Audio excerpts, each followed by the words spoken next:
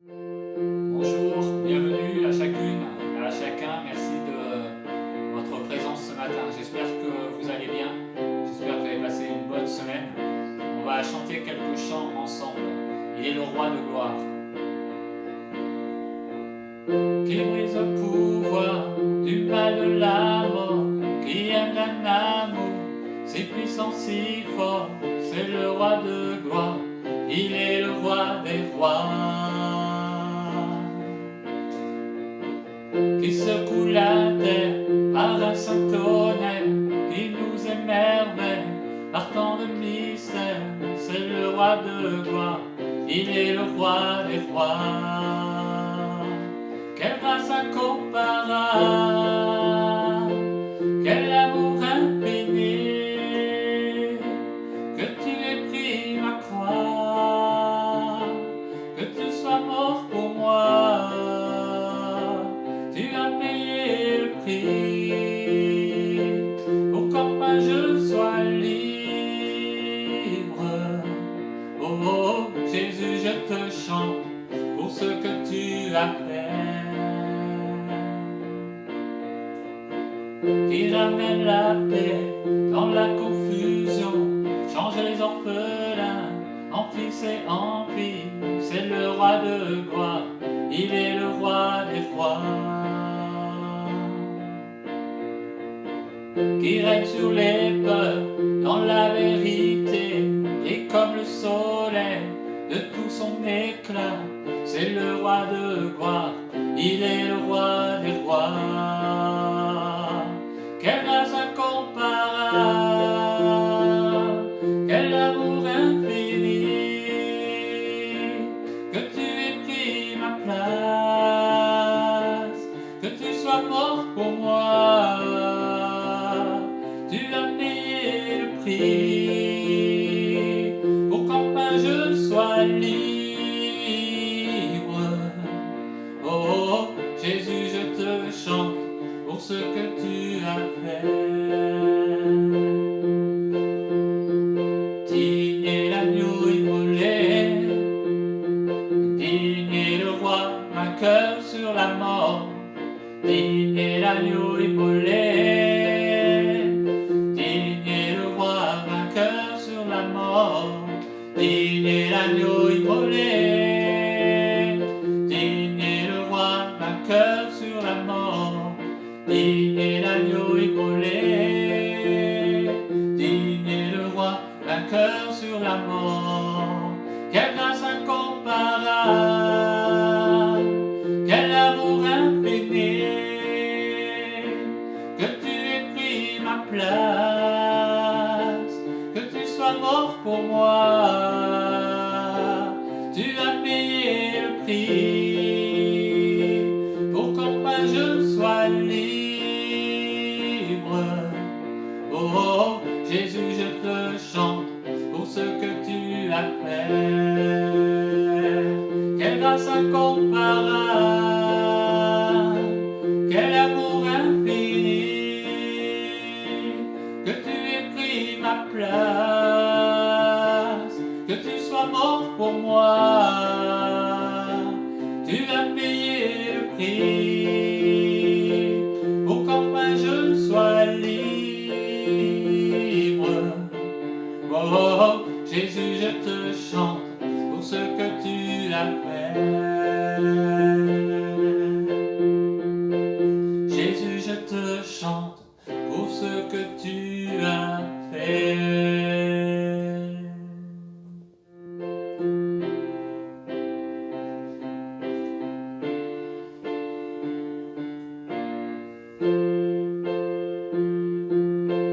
Jésus, que ton règne vienne, ta volonté soit faite en nous.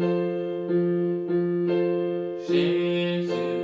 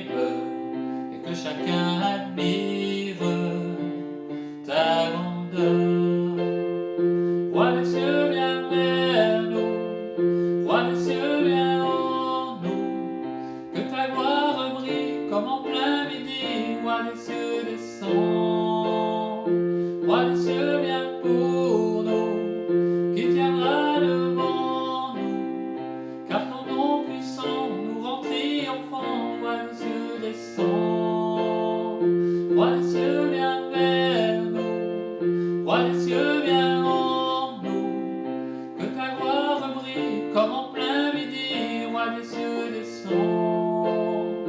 Roi des cieux, viens pour nous, qui tiendra devant nous, car ton nom puissant nous rend triomphants. Roi des cieux, descends.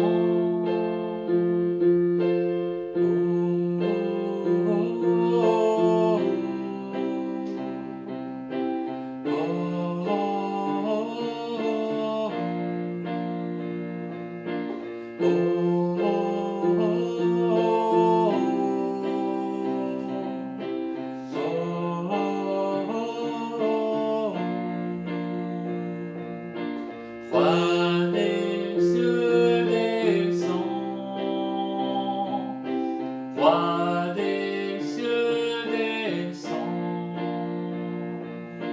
Roi des cieux, descends. Roi des cieux, descends. Roi des cieux, viens vers nous. Roi des cieux, viens en nous, que ta gloire brille comme en plein midi. Roi des cieux, descends. Roi des cieux, viens pour nous, qui tiendra devant nous, car ton nom puissant nous rend triomphants. Roi des cieux, descends.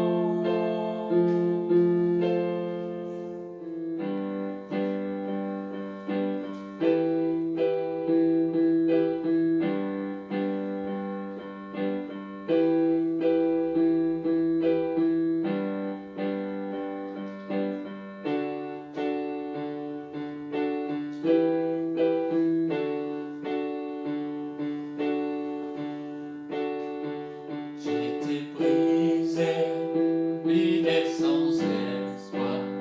Ta grâce m'a trouvé, m'a restauré. Je n'ai rien à moi, mais tel que je suis, tu me libères, tu me libères. Grâce infinie de notre Dieu, qui un jour m'a sauvé.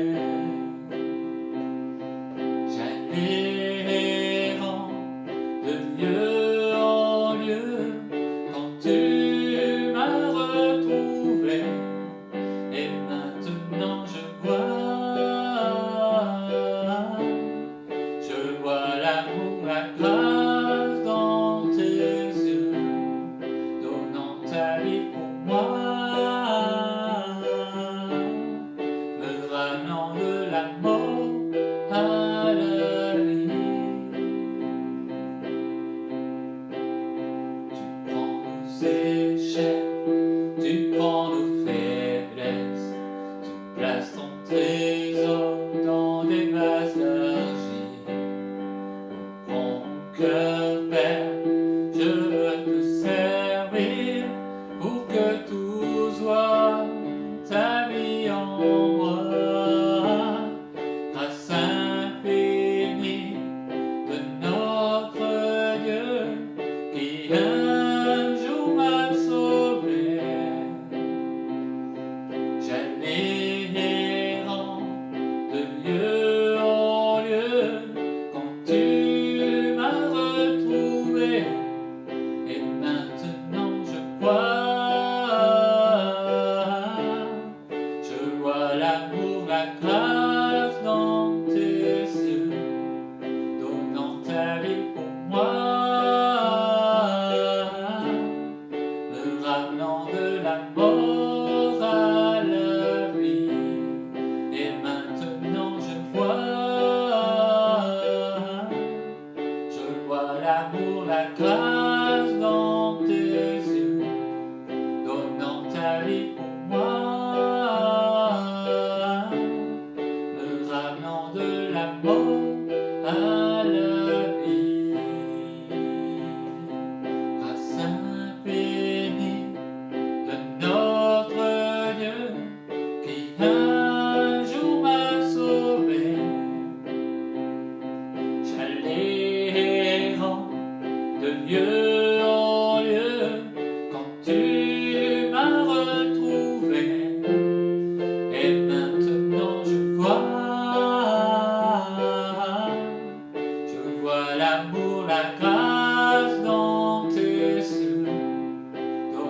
ta vie pour moi, me ramenant de la mort à la vie. Et maintenant je vois l'amour, la grâce dans tes yeux, donnant ta vie pour moi, me ramenant de la mort à la vie.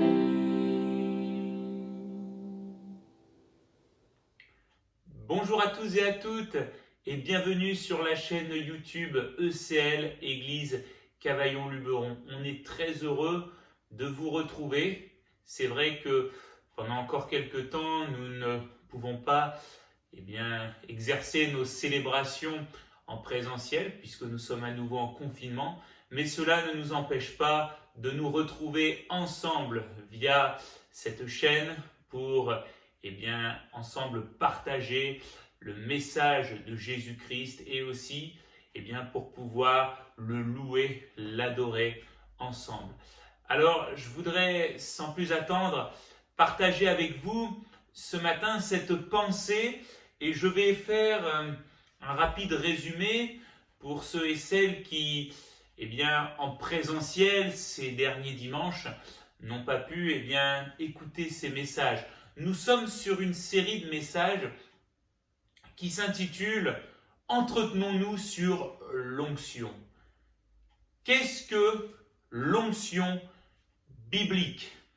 Pourquoi? Parce qu'aujourd'hui, nous entendons beaucoup de choses sur l'onction. Nous faisons passer beaucoup de choses comme étant l'onction, mais la Bible nous explique ce qu'est véritablement l'onction divine, l'onction de Dieu pour chacune d'entre nous.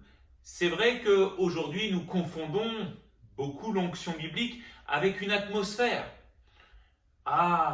Qui d'entre nous n'a jamais entendu des gens dire « il y a une atmosphère qui est apaisante, on se sent bien ».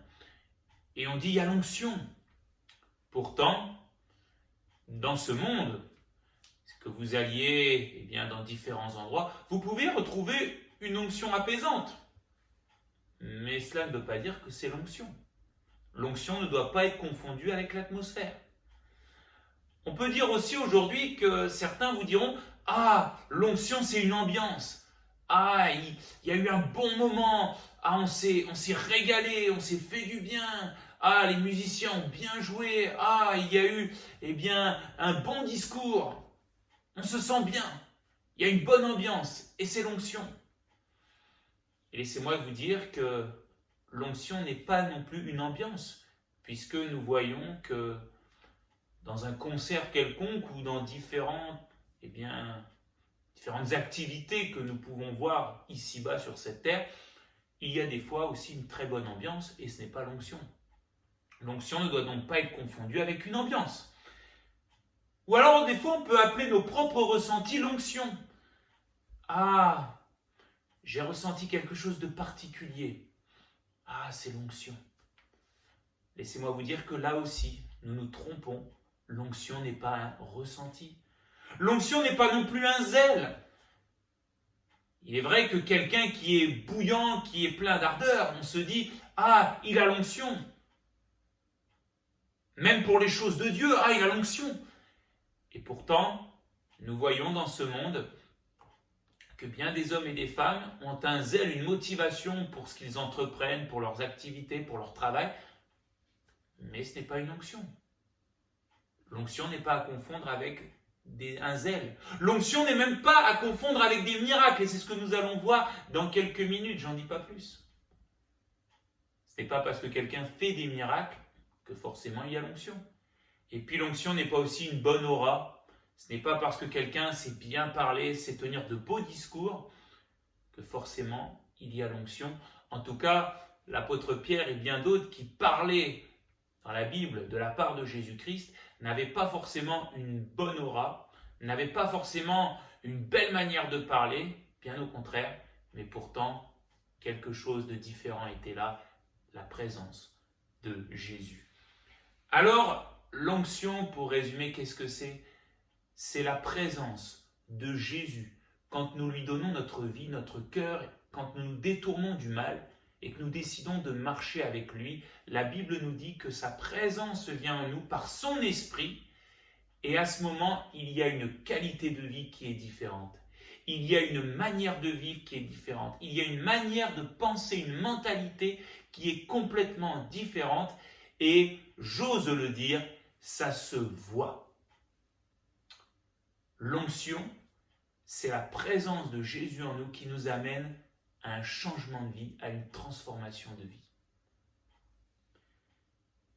Nous avions vu quelques bienfaits de l'onction divine en chacun de nous. La première chose, c'est que nous avons vu que, et c'est l'évangile de Matthieu qui en parle, quand Jésus a reçu l'onction, il s'est fait baptiser, le Saint-Esprit est venu sur lui, une voix s'est répandue des cieux, et Jésus a été immédiatement conduit dans le désert pour combattre.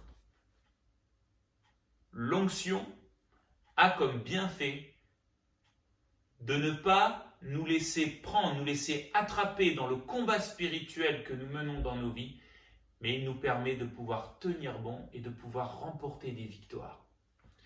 Ensuite, le deuxième bienfait, c'est que l'onction, et c'est ce que Jésus va dire, puisqu'après le désert, il va commencer son ministère et il va à un moment donné parler, le sermon sur la montagne. Et il va parler à des foules en leur parlant des béatitudes. Et le résumé de ces béatitudes, c'est que votre lumière brille. L'onction nous permet d'avoir une vie spirituelle, belle, brillante dans ce monde. Et cela se voit au travers d'une vie qui est conforme à la gloire de Dieu. Et c'est ce que les béatitudes nous disent. Et puis nous avions aussi vu qu'un troisième bienfait de l'onction divine, c'était de demeurer dans le repos de Dieu. Après avoir parlé sur la montagne, la Bible nous dit que le Seigneur Jésus va amener ses disciples dans une barque et ils vont traverser le lac et une tempête va surgir. Alors que eux vont être dans l'inquiétude, dans l'agitation, Jésus, la Bible nous dit qu'il va dormir. L'onction nous amène dans les tempêtes, dans les épreuves, à être dans le repos, dans la foi, dans le Seigneur Jésus. Je voudrais voir maintenant avec vous, pendant quelques instants, nous avons parlé de l'onction divine, j'aimerais vous parler aussi des fausses onctions, puisque la Bible nous en parle. Jésus nous dira que dans les derniers temps, il y aura des gens qui vont se dire, venant de Jésus-Christ, qui vont faire de grandes choses, soi-disant, au nom de Jésus-Christ.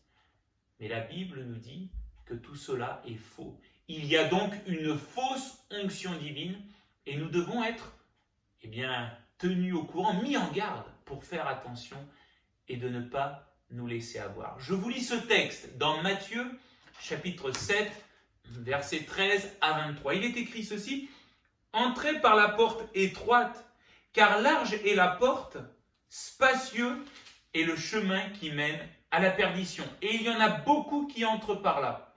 Mais étroite est la porte, resserrez le chemin qui mène à la vie, et il y en a peu qui les trouvent. Gardez-vous des faux prophètes. Ils viennent à vous en vêtements de brebis, mais au-dedans, ce sont des loups, ravisseurs. Vous les reconnaîtrez à leurs fruits. Cueille-t-on des raisins sur des épines ou des figues sur des chardons? Tout bon arbre porte de bons fruits, mais le mauvais arbre porte de mauvais fruits. Un bon arbre ne peut porter de mauvais fruits, ni un mauvais arbre ne peut porter de bons fruits. Tout arbre qui ne porte pas de bons fruits est coupé et jeté au feu. C'est donc à leurs fruits que vous les reconnaîtrez. Ceux qui me disent « Seigneur, Seigneur » n'entreront pas tous dans le royaume des cieux, mais celui-là seul qui fait la volonté de mon Père, celui qui est dans les cieux. Plusieurs me diront en ce jour-là « Seigneur, Seigneur, n'avons-nous pas prophétisé par ton nom? N'avons-nous pas chassé des démons par ton nom? Et n'avons-nous pas fait beaucoup de miracles en ton nom ?» Alors je leur dirai ouvertement, je ne vous ai jamais connu, retirez-vous de moi, vous qui commettez l'iniquité. Amen. Durant son sermon sur la montagne, et après avoir parlé de l'onction qui amène à une vie spirituelle belle, éclatante, Jésus va mettre une mise en garde sur le fait qu'il y a des pseudo-onctions, des fausses onctions, des soi-disant copies conformes de l'onction divine. Et Jésus va dire aussi que l'onction divine, la vraie onction divine, amène à une maturité spirituelle qui me permet de reconnaître si ces onctions sont toxiques et donc à rejeter. Ce sont des personnes, la Bible nous dit, qui se disent venant de Jésus, mais qui au fond mentent. Pourquoi ? Parce que la Bible nous dit, et Jésus le dit, ce sont des personnes qui n'ont jamais vécu le salut et la vie éternelle. Ils n'ont jamais fait cette rencontre avec Jésus-Christ, ils n'ont pas, et même ils refusent cette communion, cette intimité avec Jésus. Jésus dira ceci, « Je ne vous ai jamais connu ». C'est pas « je ne vous ai plus connu depuis quelque temps » ou « vous avez coupé votre communion avec moi », c'est « je ne vous ai jamais connu ». C'est-à-dire que ces gens-là ne veulent pas de Jésus, ces gens-là ne veulent pas une communion, une intimité avec Jésus, ces gens-là ne veulent pas obéir à Jésus, et pourtant, ils essayent, eh bien, on va dire, de se déguiser avec un vêtement d'onction divine sur leur vie. Et Jésus nous dit de faire très attention. Ce sont aussi des personnes qui servent directement ou indirectement l'ennemi de nos âmes, le diable. Pourquoi ? Eh bien parce que la Bible nous dit qu'ils font l'œuvre de l'ennemi. Le verset 15 nous dit clairement, ce sont des loups ravisseurs. Qui est celui qui, depuis son commencement, depuis sa chute, est devenu un ravisseur, qui veut ravir les gens de la main de Dieu, de la gloire de Dieu. C'est le diable. Et la Bible nous dit que tous ceux qui font l'œuvre de l'ennemi sont de l'ennemi. Et ces personnes, la Bible nous dit que se déguisant en brebis, c'est-à-dire en gentil chrétien, en gentil, proclamateurs de Jésus-Christ, sont en fait des loups ravisseurs, sont en fait des caméléons spirituels. Vous savez, un caméléon, c'est cet animal qui, là où il prend la couleur de son environnement. Et des fois, on le confond.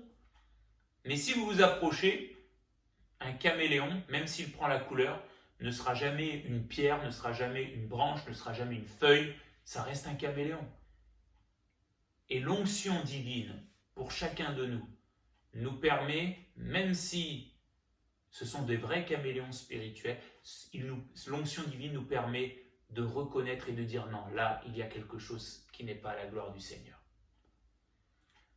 Ce sont aussi des personnes, la Bible nous dit, qui vont chercher à toucher le côté charnel des gens pour attirer le côté spirituel.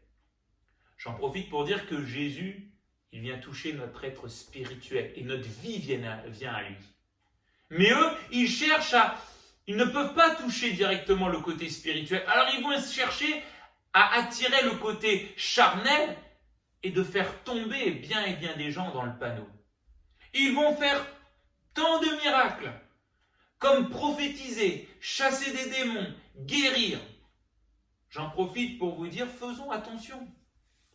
Toute personne chassant des démons, faisant des miracles, des guérisons, prophétisant, ne sont pas forcément animés par la présence de Jésus-Christ, par la présence du Saint-Esprit en eux. J'en profite pour vous dire que le diable et même l'Antichrist, quand il va venir, pratiquent eux aussi des miracles. Et pourtant, nous savons qu'ils ne viennent pas de Christ. Alors faisons très attention. Si je vous dis ceci, mes frères et sœurs, et vous qui me regardez et qui écoutez ce message, sachez que la séduction spirituelle sera le premier signe qui annonce la fin des temps. Et nous en sommes dedans. Et nous sommes dedans. Regardez avec moi dans Matthieu, chapitre 24, verset 4, Jésus va dire ceci. On va lui demander quels seront les signes de ton avènement, de ton retour, de la fin des temps.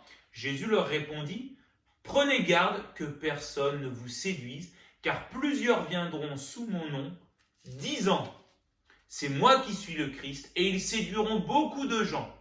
Et après seulement vous entendrez des bruits de guerre, etc. Prenons garde à ce que dit la parole du Seigneur. Nous sommes dans ces temps et la séduction rôde. Et c'est pour cela que nous devons veiller et continuer de grandir dans notre relation avec Jésus et que son esprit en nous permette encore de discerner les temps dans lesquels on est et aussi de discerner ce qui est de Dieu et ce qui n'est pas de Dieu ou ce qui essaye de se faire passer pour Jésus-Christ. Alors, pour nous aujourd'hui, eh bien oui, même au sein de ce flou spirituel, Jésus nous encourage, nous exhorte, car l'onction divine, sa présence en nous par son esprit, nous permet de reconnaître les bons fruits et aussi les mauvais fruits. Et en plus, la Bible nous dit que dans son immense amour, il a plu à Jésus, par son immense amour, eh bien, de mettre tout en lumière. Il ne nous a rien caché. Il nous a montré qu'est-ce qui était vrai, qu'est-ce qui était faux, qu'est-ce qui était bon pour lui et qu'est-ce qui était mauvais. Nous terminerons par relever quelques fruits pourris, pardonnez-moi l'expression, mais des fausses onctions. Et je voudrais lire avec vous un autre texte dans 2 Timothée, 2 Timothée chapitre 4, versets 3 et 4. Regardez ce qui est écrit. Car il viendra un temps où les hommes ne supporteront pas la saine doctrine, mais ayant la démangeaison d'entendre des choses agréables, ils se donneront une foule de docteurs selon leurs propres désirs, détourneront l'oreille de la vérité et se tourneront vers les fables. Mais toi, sois sobre en toutes choses, supporte les souffrances et fais l'œuvre d'un évangéliste, remplis bien ton ministère. Je relève dans ce texte 3 fruits mauvais et qui sont visibles d'une fausse onction. Le premier fruit, c'est celui-ci, c'est que la fausse onction annonce ce qui plaît aux hommes plutôt que ce qui plaît à Dieu. Comme dans l'Ancien Testament, on accueille malheureusement la fausse onction, c'est-à-dire les fausses nouvelles, les fausses paroles de Dieu. Par contre, on refuse ce qui est vraiment dit de la part de Dieu. On accueille la fausse onction, pourquoi ? Parce qu'elle dit toujours quelque chose qui est agréable pour notre moi. Et je vous invite, aux yeux de la Bible, à faire très attention à toute parole qui est agréable à notre moi et qui nous encourage à rester des fois dans des situations que Dieu ne veut pas. On rejette beaucoup plus, par contre, la vraie onction. Pourquoi ? Parce que la vraie onction, elle dérange notre propre moi. Les paroles que Dieu donne, elles dérangeront toujours notre propre moi, mais elles nous apporteront la vie en abondance. Par contre, la fausse onction apportera toujours des paroles qui nous font du bien, mais elle est toxique, mauvaise et même destructrice pour nos vies. la fausse onction, elle annonce ce qui plaît aux hommes plutôt que ce qui plaît à Dieu. Ensuite, la fausse onction, elle amène la division auprès des gens du dehors, mais aussi dans l'assemblée, dans les assemblées. La notion de ravisseur, elle est forte. Littéralement, ça veut dire enlever, kidnapper quelqu'un. Et la fausse onction, on la reconnaît pourquoi ? Parce qu'elle amène une division, mais je vais dire une division violente entre des gens, mais aussi dans une assemblée, dans une église. J'ai moi-même été témoin, certaines fois, de divisions, alors que certains disaient oui, Dieu m'a dit, et que d'autres disaient non, la Bible dit que, et ça a éclaté. Alors attention à ne pas confondre quand Jésus dit, eh bien que oui, lui aussi est venu apporter la division. Il le dit à un moment, ce n'est pas cette division-là. La division dont Jésus parle, c'est la division avec le mal, avec le péché, pour pouvoir nous réconcilier avec Dieu. La division que la fausse onction amène, c'est le contraire, c'est d'être divisé, séparé de la vérité qui nous affranchit de Jésus-Christ, de son Église, pour malheureusement nous retrouver bien loin et nous retrouver à la portée malheureusement de l'ennemi. Oui, la fausse onction amène toujours la division, alors que la vraie onction, l'onction divine, la puissance du Saint-Esprit en nous, amène toujours ceux et celles qui veulent voir la gloire de Dieu à se rassembler, à s'unir en Jésus-Christ. Et puis la dernière chose, la fausse onction poussera toujours les hommes à désobéir à Jésus. Pourquoi ? Parce que nous l'avons dit, la fausse onction, elle amène à avoir un discours qui plaît, qui est agréable. Et forcément, nous savons que notre propre moi, lui, ce qu'il veut faire, c'est désobéir au Seigneur. Il ne veut pas obéir à ce que Dieu demande. Et la fausse onction, malheureusement, elle va amener à désobéir à Jésus. Elle amène, elle entraîne les gens à se mettre dans le péché ou à cultiver le péché contre Dieu. Elle amène les gens à un autre Jésus que le Jésus qui est dans la parole de Dieu. Et nous le voyons aussi dans nos assemblées. Elle amène, les hommes, les femmes, jeunes, moins jeunes, à se dire, mais la Bible s'est dépassée. Elle amène les hommes, les femmes à dire, oh, on a l'esprit, alors c'est bon, on n'a plus besoin de la parole. La fausse onction, elle amène malheureusement chacun, chacune, si nous nous laissons avoir, à désobéir à Jésus-Christ. Alors que la vraie onction, la présence de Jésus en nous par son esprit, nous amène à obéir à Jésus et d'avoir un seul fardeau, celui de lui être agréable et d'être conforme à ce qu'il nous demande. Alors pour conclure, soyons, comme la Bible nous dit, les chrétiens de Béret, qui avaient le Saint-Esprit en eux, et la Bible nous dit qu'à chaque fois qu'ils entendaient quelque chose, ils allaient vérifier dans les Écritures si ce qu'on leur avait dit était conforme. Et si ce n'était pas conforme, ils rejetaient. Si c'était conforme, ils acceptaient et ils le mettaient en pratique. Je terminerai simplement par cet exemple. Je pourrais comparer notre vie chrétienne à un avion.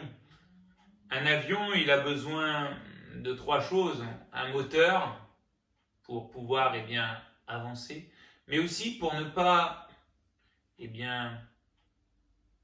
partir en piqué d'un côté ou de l'autre, il a besoin de 2 ailes. Et dans notre vie chrétienne, nous avons notre moteur, notre foi en Jésus, notre vie avec Jésus. Mais notre vie avec Jésus, si nous voulons qu'elle avance et qu'elle soit stable, qu'elle soit bien équilibrée et qu'elle ne tombe pas dans des déviances. Nous avons besoin d'une première aile que j'appellerai la Bible, la parole de Dieu, qui nous dit, qui nous explique la volonté du Seigneur, ce qu'il y a dans le cœur de Dieu. Ce livre, cette parole qui n'a pas changé, qui est la même et qui a toute autorité, toute puissance, puisqu'elle vient de Dieu. Et la deuxième aile, c'est le Saint-Esprit. Le Saint-Esprit qui nous accompagne, la présence de Jésus en nous, qui nous accompagne, qui nous permet de comprendre ce que nous lisons et qui nous permet de mettre en pratique ce que nous avons lu dans notre vie. Et si vous enlevez une de ces ailes, vous partirez forcément en piqué. Et c'est pour ça que malheureusement, tant et tant de gens, même dans nos assemblées, des fois peuvent tomber. Et nous ne sommes pas à l'abri. Notre seul abri, c'est de rester en lui, en Jésus-Christ et en Jésus-Christ seul.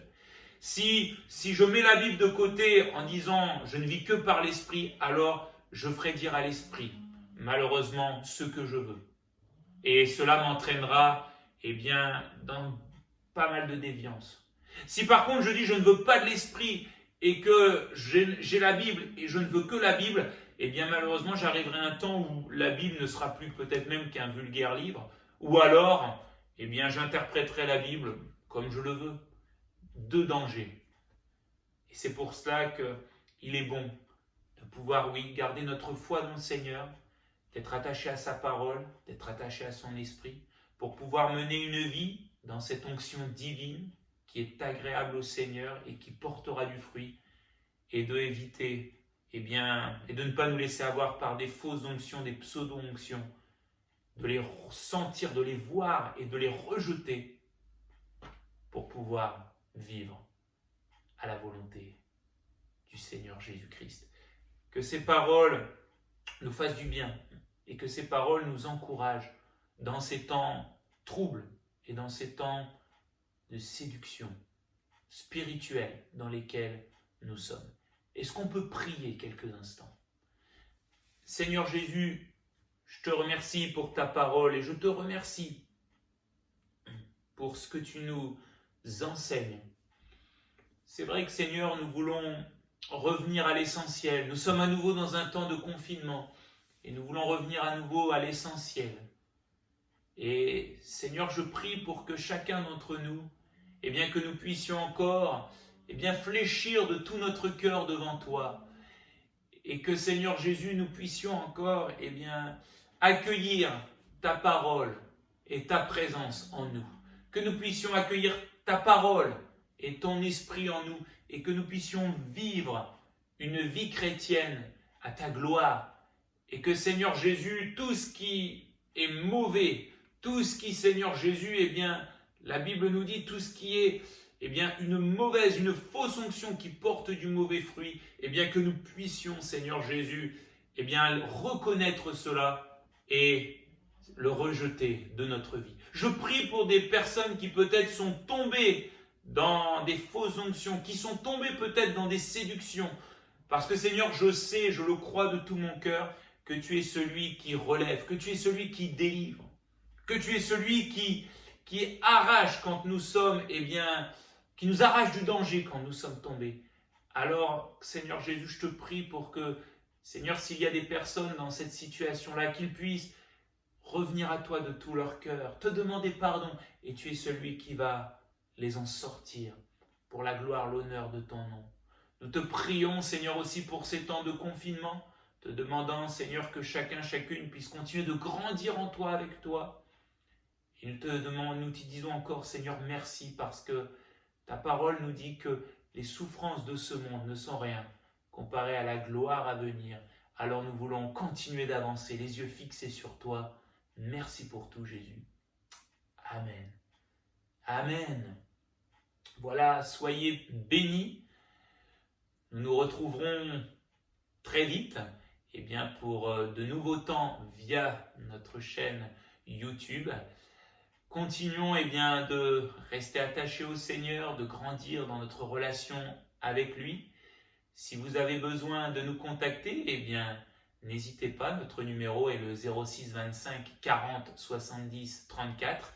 Si vous souhaitez aussi dans ce temps de confinement, ce mois de confinement, continuer de soutenir financièrement l'Assemblée de Dieu, l'Église de Cavaillon Luberon, eh bien c'est simple, c'est par voie postale, c'est aussi par virement. Voilà, donc que le Seigneur vous bénisse, à vous qui soutenez et pour ceux qui vont nous soutenir. Et puis voilà, aussi n'hésitez pas à nous encourager via cette chaîne YouTube, eh bien en likant les vidéos, en parlant voilà en en parlant aussi autour de vous. Voilà, que le Seigneur vous bénisse et je vous dis à très bientôt. Que la grâce du Seigneur, que la paix du Seigneur vous accompagne, nous accompagne. À très vite.